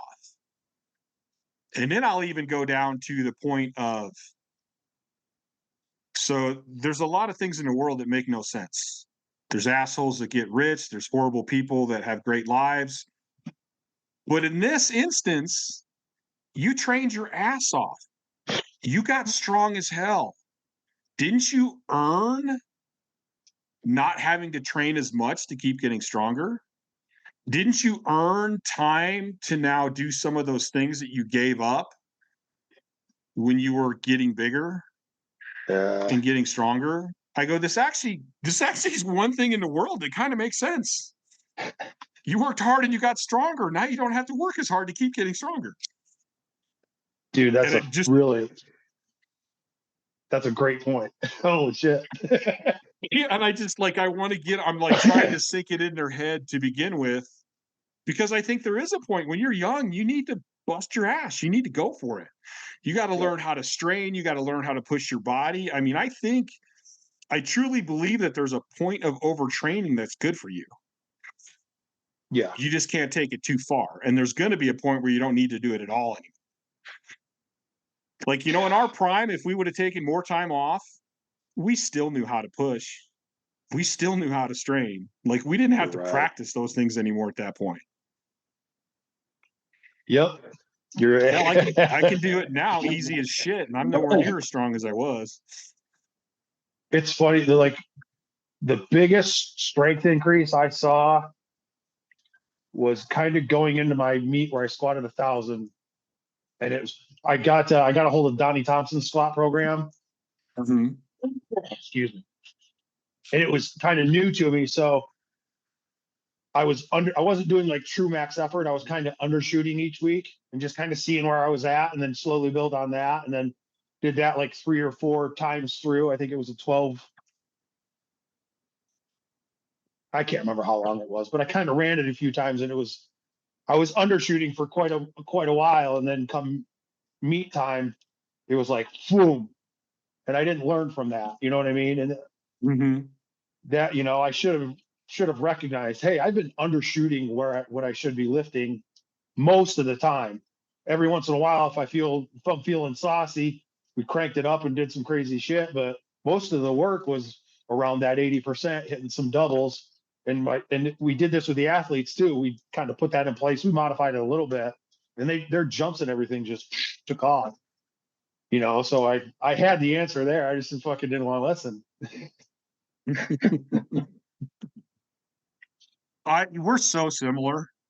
I thought about this. I may have told this story before, but when I was a kid in high school, I trained my ass off. Like, I didn't miss. If I missed, I was deathly sick, and then I would do 2 as soon as I felt better. Yeah. But every now and then, my dad would force me to go on vacations. Yeah. And it's funny because we used to get in these huge arguments when I was a kid. My dad's like, "You're doing too much. Like, you need to take a break." And I'm like, "No, I don't. I got to stay consistent. I got to train hard. I got to be dedicated." And he's like, Yeah. "Yeah, but there's overdoing that. You're over." And I'm like, "No, I'm not. No, I'm not." But every now and then he would force us to go take a vacation or something. So I would have like 4 or 5 days. And I look back now, and like by the end of that vacation, I'm like, man, I feel good, man. Like, my muscles feel full, and I energy, and I feel good, man. And I'd go to the gym, and like my first sessions back, it would kill it. I'd be way stronger. I'd be able to go longer. And in my brain would go, good, it's finally working. Let's kick it back up. And I'm like, what a dumbass. I was a dumbass. Like, I take time off and I get stronger, but I'm too dumb to figure that, listen, maybe you are doing too much. Maybe if you gave yourself more time off, you would get stronger. Yeah, dude. Yeah, or even going into a meet, like your last week, you're really not doing shit, and then you go feel like Superman. Maybe you fucking put 2 and 2 together and do that a little more often. Meh. Shit. And but the funny thing is too, the mental side of it. I had one of my training partners who, when I would make him deload or stuff, he would always come back. Got to knock the rust off today. Today's going to suck. And I'm like, dude, it's going to suck because you already said it is. Like, you should feel good and feel better. But he was so convinced that time off was bad for him. And even when I started on a regular 7-day cycle of the West Side normal conjugate, and I eventually had spread that out to 14. And going from 12 to 14, my partner Scott, who was the lifetime drug free, this dude was a freak. Going from 12 to 14, he goes, I can't do it. I'll be undertrained. And I go, no, you won't. Trust me, I know. Like, I'm watching all you guys. And he's like, I can't do that. I'll be undertrained. And I go, listen, this is normally kind of a democracy, this team, but I'm still the fucking king. And we're going 14 fucking days. And he's like, that's it. I'll train on my own. Well, he didn't. He ended up doing it. And he was like squatting like 930 or something. Jesus. Running that 14-day cycle, his next meet, he went over 1,000. And as soon as he got that 1,000, he looked over at me, and I'm like, he's like, shut the fuck up. And I go, it worked, didn't it? I go, you got to admit it, dude. I go, you're not undertrained. You just killed it. But it That's was funny. so set in his head that he needed to do more. He needed to do more. I think about that a lot. Like, I think it's my blue collar upbringing because it's like, well, you work hard. You work when you're sick. You do a good job. You take pride in the job you do. You take pride in your consistency. But training is just something completely different. Yeah, that's funny. I don't care who you are. There are few things as satisfying as fucking say I told you so. It's great. It's great. That's funny. It, I Yeah, mean, it that's was like hard for me. I look back at it and go, every time we spread it out, everybody got stronger. Yet every time I still had to talk myself into doing it. right, right. So like when you spread it out, were you doing a little extra GPP in between? Like maybe more walking or like very light type stuff or no? Yes, it's gotten more now. Right. Like now with my guys now, I have a couple of my guys now, we literally train hard. We basically do a dynamic week and a max effort week. But in between there, I'm like, I want them to train every day. Right. Do something. Like, but it might be 20 minutes of sled dragging. It might be going for walks. It might be, I do a lot of like light GPP stuff. Like I'm a big fan of rings. Like I'll do upper body ring work Oh, cool. or plyometrics or even just go do band work or even I call them like 100 rep sessions where it's like, dude, I want you to do 100 reps of bench press. I want you to do 100 reps of incline press. I want you to do 100 dumbbell roll back extensions. Cause that with 100, and I'm like, you do whatever sets and reps you want. I don't even care. I want 100 reps. Because Right. people hear 100 reps and then they grab a lighter dumbbell. And Yeah. so it's just about pumping blood. And I mean, I have all these, I have it. I'll set a bunch of dumbbells out in like different little stations and I'll set my clock for 25 minutes. I want to be doing an exercise for 25 minutes. So it's like lay down and do bench presses. Okay, I'm pumped. I can't do no more. Okay, stand up and do lateral raises. Okay. And I just want to be moving for Okay. 25 minutes. Right. And you can't have heavy dumbbells to keep moving for 25 minutes. But you No. get done and you're pumped up and you feel good and you didn't tax your central nervous system, but you got a blood flowing, you got movement. And I think those things help tremendously. Yeah. And then when we That do get to dynamic or max effort days, the guys feel good and they're actually able to go heavy and push themselves. right. Right. Yeah, I've been more recently been doing a little more sled work just as like I'll just do light, something I can drag for 20 minutes, and Mm-hmm. breathe heavy a little bit and sweat and it makes my hips feel so good. Yeah. Like I'm like, why the fuck didn't you do more of this? You Mm-hmm. dumbass. Because it's like it's hitting all like the small muscles in my hips and stuff that kind of get neglected squatting. I feel like, Right. you know what I mean? Little adductor stuff and up high in the hamstrings. And I'm like, fucking, so yeah. So, I will have my people do more of that. Going, I try think to do as I say, not as I do. yeah, another good GPP one is unilateral stuff too. Yep. Because I find a lot of people, I mean, I've seen some big squatter, even me at one point, like I could squat 1,200 pounds, but if you had me do a Bulgarian split squat, man, that sucked. So like And it all will them little still light you up. stabilizer muscles weren't getting worked like the big massive groups. Yeah, 100%. Yep. And that's, I think that's great what you're doing. I think in the industry of like strength and conditioning, we're seeing a little bit too much single leg stuff, or in my opinion, loading it a little too much, Mm-hmm. especially like with our big guys. Like I don't think people realize how much that stuff like you just talked about can beat up like an offensive lineman or how Yeah. taxing that can be. You know what I mean? For Yeah. your big bulky guys. Like we used to do that with our throwers. Like I remember when this the single leg kind of fad started coming in. I'm like, oh, we'll do some more single leg stuff. And we would introduce it, and they did like 3 sets of 8 reverse dumbbell lunge, kind of light dumbbells, and they were smoked, you know? So, I mean, part of that is they weren't used to it, but I think a lot of people see high level coaches doing that and they throw it on their guys right away, and they don't realize how taxing it can be for your bigger guys or people that aren't used to that. Right.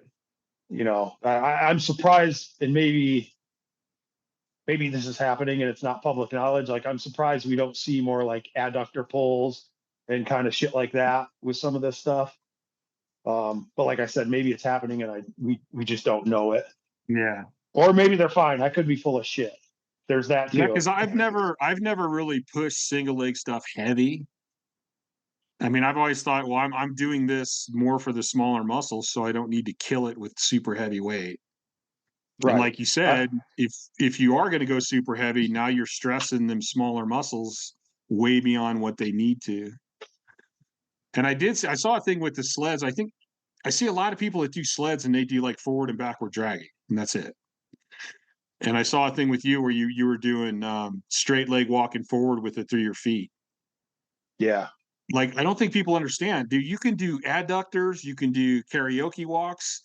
I have a whole upper body like sled workout. Like, you can do a lot of shit with the sled that I think people don't understand. And especially if you train at home. If you train at home, like, dude, a sled is a cheap piece of equipment that you can do tons of stuff with. Which brings me to my next question. So you are like, isn't it you and God damn it, why is this fucking brain fart? At Elite, the equipment guys, you and Matt, yeah, Matt Goodwin. Jeez, why did that slip my head? That's all right. I forget his name too. It's fun to, like, I was flipping through your Instagram the other day and I'm like, dude, these high school setups are fucking awesome, man. Dude, it's ridiculous. And then we recently, well, Chris has been there. We got another guy out on the West Coast, Chris Bartle. And then we just got a guy southeast, Luke Coleman just came on. So there's actually 4 of us now, but it was just me and Matt Matt was there like 10 years before me. And I actually, and then they brought me on. Matt was there. I worked with Matt when I redid the room when I was coaching at UB. So that's how I knew Matt. And it's funny. He actually, so when I was done coaching, we had a new AD come in and kind of didn't agree what I was doing, and I didn't get renewed or whatever. I had no fucking clue what I was going to do. Like this, I put all my eggs in the strength coach basket. You know what I mean? And I was like, I have no clue what I'm going to do with this. And he was like, they had one of those underground training sessions that summer. And I told my wife, I'm like, I'm not sure I said, I need to go down to this and just talk to people and maybe I can get some ideas of, you know, so I don't have to go pack groceries or whatever. And she's like, okay, you know, so I went down and I was about to leave and Matt pulls in and he goes, and he was asking if I was going to be there and stuff. And he's like, hey man, we might have a spot open up. Would you be interested? And I'd been reading Elite since 2000, you know what I mean? Like I was on the site all the time, reading all the training logs and all this shit. He's like, we might have a job. Would you be interested? I was like, fuck yeah. And I go, well, wait, what is it? And he goes, well, I want to bring another sales guy on. And I was like, I go, I'm totally in, dude, but I am not a salesman. He's like, don't worry about it. We'll get you in, you know, just your background and stuff. I think it'll be a good fit. And we just got to get Dave on board and stuff. So it was like that summer, I would call him like once a week, like, hey, what's going on? Is Dave okay with this? Like, it's because my paychecks are going around in August. So I was like freaking out a little bit, you know. He's like, oh, don't worry about it. We'll get it going, you know, just be patient. And I'm back home freaking out. And I had an old baseball player who was opening a local facility. And I saw on Instagram, I was like, hey, dude, don't tell anybody, but I might be getting this job with Elite or whatever. If you need some equipment, let me know. He's like, yeah, come on over. And he ended up like buying like 10 grand worth of stuff or whatever. So I called Matt. I'm like, hey, this dude wants to spend 10 grand or whatever. He was like, okay, let's fucking get this hammered out. He's like, come down, we'll get your paperwork filled out, get it all taken care of. So I go down and we're hanging out at the office and stuff, and they were having pizza in the office. So we're in there getting pizza, and Dave walks in and he goes, oh, hey, what are you doing in town? And I'm like, this son of a bitch, he didn't fucking say anything to Dave about any of this. And I drove 6 hours down here, and like, so I'm freaking out again. So we're sitting there eating pizza, and Tracy comes in, and I'm sitting next to Matt, and she's sitting across the table from me. And I'm trying, at this point, I'm just like trying to keep my head down, and hopefully she doesn't notice me. And she's like, oh, what's going on with your job stuff, Nate? You having any luck or whatever? And I kind of like, Matt's sitting right next to me. I'm like looking like this. I'm like, dude, are you gonna fucking say something? And he's like, oh, well, Nate's we're kind of going over I'm showing Nate some sales stuff, and we're kind of going over some things. And so I was like, what the fuck is going on? So I'm like, okay, I'm going out to train. I go out and train, and he comes out when I was finishing up. He's like, all right, dude, we got you. And they bought it. It was basically because I like had that order. He like basically said to them like, hey, look, he's got, he can get some leads and stuff and help us out. So let's try to do something. So he comes out, he's like, dude, they fell, he's like, they're okay with it. It's cool. I was like, you son of a bitch. Like, I was freaking out. But yeah, that's kind of how it all came to be. Yeah, yeah. That's so funny. Yeah, so that was kind of funny. But yeah, there's some of these high school rooms it's stupid, man. It's awesome because like I grew up in a like really small school. We didn't have a weight room. Like my weight room was at home. So like kind of my whole idea going into this was like, let's get these kids some really cool shit in their weight room and like hopefully get them into training. Like I think with the logos and stuff, you can kind of get some of those kids that are on the fence about trade. Like they come in and see the cool, their school colors and all that stuff, and maybe get those kids that are on the fence, get them into the weight room a little more. And then, I kind of I'm trying to kind of like the bigger, faster, stronger thing. That was the big thing when I was growing up, but I want to go in and like show the coaches how to coach their kids. Yeah. Like to me, that's, where we're missing a lot. Like a lot of times in a high school, it's just a math teacher or, the football coach has to do extra work and watch the weight room. Like everybody bitches about the shitty lifting we see on Instagram and stuff. Well, let's teach the coaches how to coach. So I'm trying to get out and do more of that.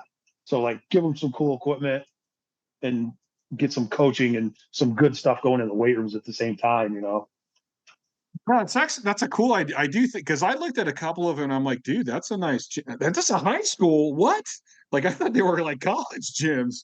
But yeah, a high school kid could go in there and see that and be like, dude, this is like a college, this is like a nice gym. This is cool. But yeah, if they're gonna spend $10, $20, $50,000, why wouldn't they spend a few thousand more and get guys out to kind of help whoever's running the program and get them squared away and using the equipment and all that stuff? That just seems like a no-brainer to me. Yeah, like we've done that on a few installs. Like we'll install and then I can hang out an extra day and they'll set up like the clinic the day after or whatever, and they can charge admission they can set that off however they want, charge admission for other people to come in and check it out, or we can do like an extra training. We can build it into the cost of the room, just get everybody on board, get all the phys ed teachers in there and, do continuing education with them and stuff too. Yeah. I've actually been doing some of that kind of like for free in my area. Like if you're within an hour and you want me to come in and do a clinic with your coaches and show them how to do stuff, I'll go do it. It's an hour drive and a few hours of my time. If it can help and kind of, I feel like in Western New York, we're kind of behind on that stuff. Like when I first started, we did a clinic at a school that I did their room in. The strength coach, he did a really good job. Like a few months later, set up a big clinic and stuff. We got like 70 people there. Oh. And I got up to speak and I asked, how many of you in here have been to something like this locally within the last 5 years? And there was like 2 hands that went up. Wow. So like, there's nothing, you know what I mean? There's not resources here for people to learn. And I'm trying to trying to change that and kind of hopefully bring the standard up a little bit. You know what I mean? That's kind of an interesting point though, because like I think with like when we grew up, there wasn't a lot of information. You had to really search for information, which I think is a good thing because you need it, or it shows that you want it. But now there's so much information on the internet, but the difference between reading stuff and a being there in person with somebody is a huge difference. Huge. Like even going back to what we talked about earlier, like I can't believe how many clients come up to me after seminars and they're like, Chad, we didn't even really lift anything today and I'm utterly exhausted. I'm like, yeah, that's because you learned what intent was today. You know, and that's like we said, that's so hard to write an article about or do a video about. Like when you have people there and I'm screaming at them to get tighter, then they kind of get it.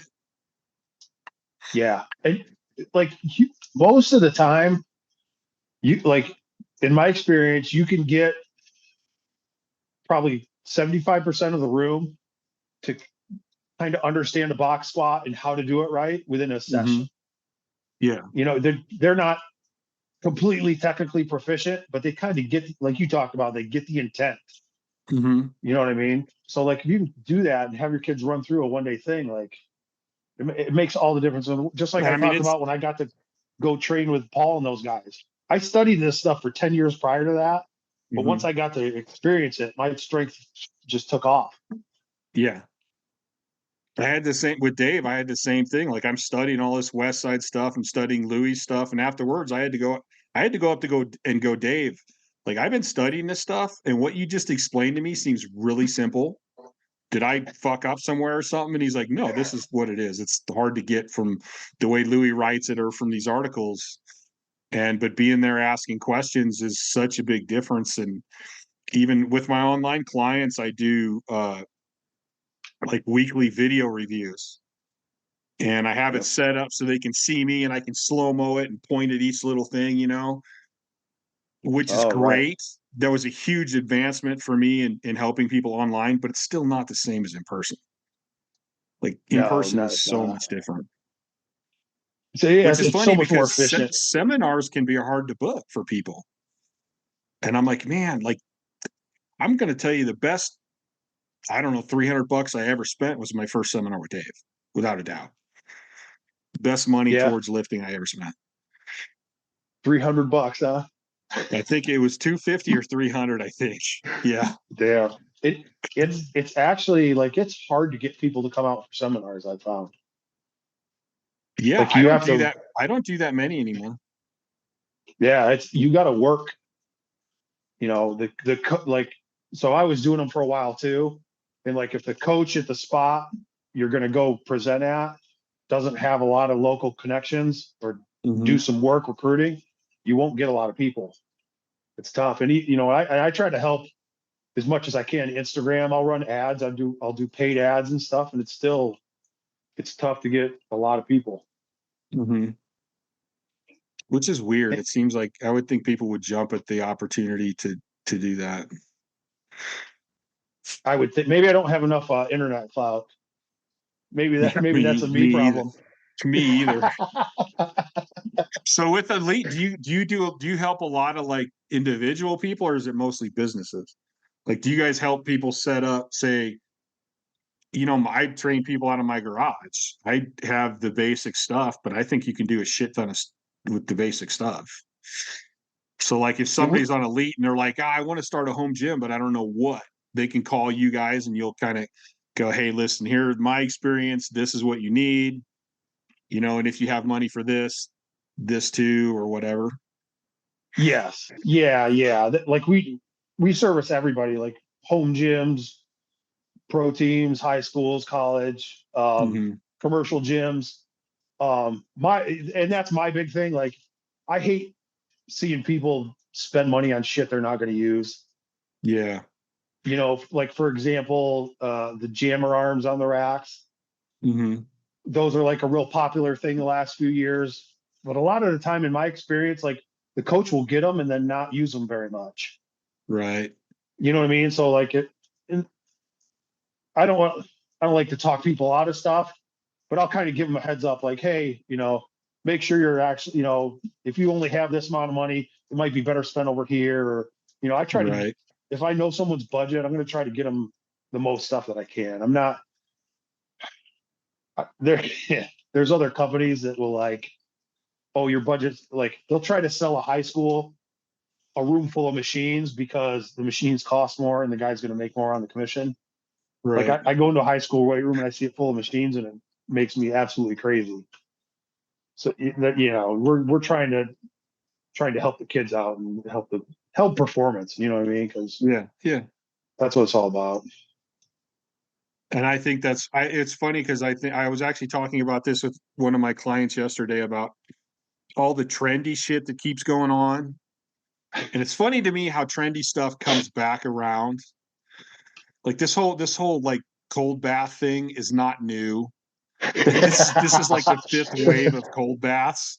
And everybody's like, oh, God, you do a cold bath now. And there's all these trends. And I like to look at it and go, what stood the test of time?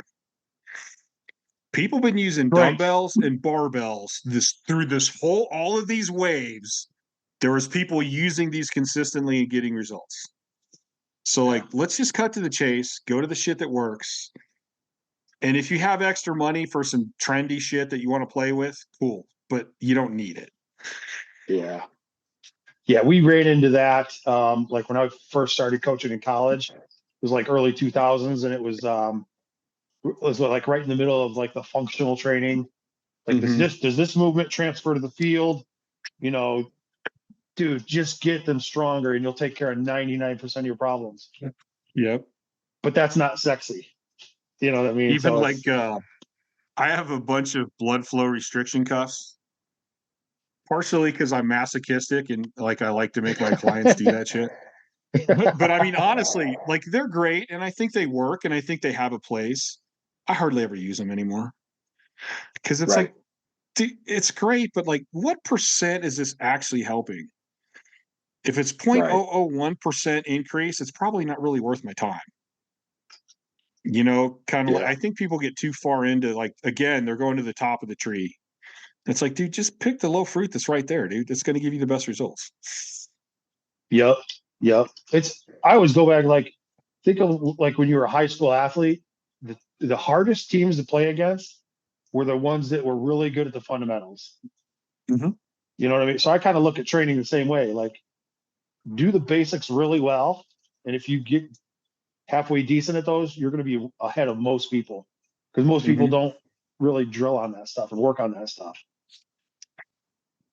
And then if you do want to progress later, now you have the basics and you're going to have the base to build on top of that. Right. Yeah. It's actually going to help you. Mhm. There's a Nate? time and a place for the bells and whistles, but Yeah. And as you get, it's all going to get harder as you get stronger. So for me, the idea, and when I have young kids, it's to teach them that like, here's what we're doing now, but this is not always what we're going to do. right. So they have an idea what the future is, but focus on this right now. Just get good at these. Like, I Yeah. mean, I don't think you can just bench, squat, and deadlift all the time. You need to do the other stuff, but I mean, get good at these lifts, and you're gonna see a lot of change. Yep. And then go from there. It's kind of like all the people that like even weight loss. They're like, I got to figure out my exact macros and I got to measure everything. And I'm like, hey, why don't you just start out by figuring your basal metabolic rate and trying to go a couple hundred calories less than that? Why don't you just start there? Right. And then we Right. can start working into your other stuff. Yeah. Yeah. Like you're going Take from eating whatever you want to wanting to weigh every single thing that you're going to eat. Like you're just going to piss yourself off and not do it. Yeah. Yep. Yep. Don't eat out of a box so much. For 1 week, don't eat anything that comes in a box. See What how do they much better say? you Like feel. when you go to the grocery store, don't go down the aisles, buy the stuff on the outside of the Mm-hmm. outsides. 100%. Even that would make a big difference for a lot of people, I think. Oh yeah. Absolutely. Nate, it was awesome having you on. It was awesome catching up. I can't believe it's funny because, well, I'm kind of a hermit myself, but it's funny how many people I run into, and I'm always like, God damn it, I wish I could just sit down and talk with them more. Because when I do see people, it's like at a seminar or at a meet or something like that. And I know we've ran into each other multiple times, but we've never actually got to just sit down and talk. Yeah. And it's something I've always thought, God, I got to talk to Nate. I got to talk to Nate. Well, it's been really cool, watching you lift back in the day and stuff, and being a fan. Been a privilege for me, that's for sure. Me too. So we got Nate Harvey 2450 on Instagram, which I recommend. Go follow Nate. He has a lot of cool videos and stuff in there. You have Conjugate U, which that's the YouTube, right? Yep. And it's just under Conjugate U. I can't remember now. I follow it. I think I follow it. I know I watch your videos. There's a lot of good videos on there. Definitely, if you have any questions about equipment, looking to buy stuff, call Nate on that one. He's got great advice. Yeah, I've actually had some people go, "Hey, I talked to Nate and I ordered this on Elite," and I'm like, "Good, Nate knows what he's talking about. He'll set you straight." Cool. Cool. And man, I really appreciate you being on, and let's stay in touch, and hopefully I'll be back out to Elite at some point here in the near future. Yes. Hopefully me too. It's been a little while. I need to get my ass out there. It's my little home away from home. I know. It's like go be around like-minded people. It's like a meathead vacation. I've told people that I used to love the underground strength sessions because it was like when I go to a public gym now, it just like it drives me nuts. Like there's just so many things that just irritate me. And like I would go to those sessions and I'm like, oh yeah, man, looking around and like everybody's doing good shit. And even if it's not something I agree with, I know they know what they're doing and I know they have a purpose for it, which is even bigger to me. And so you're like, it's just like, I'm comfortable. This is cool here. I like it here. Yeah, I'm not such a weirdo. There's more people like me.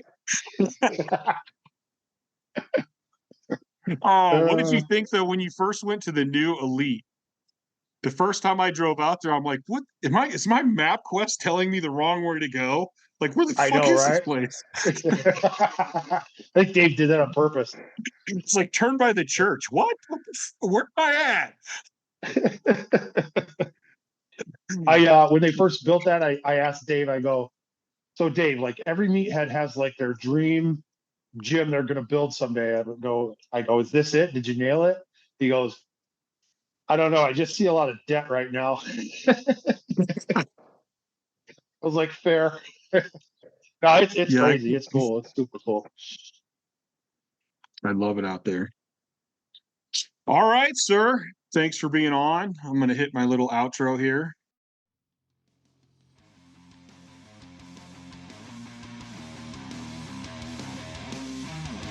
Thanks for listening to the Courage Barbell Unlimited podcast.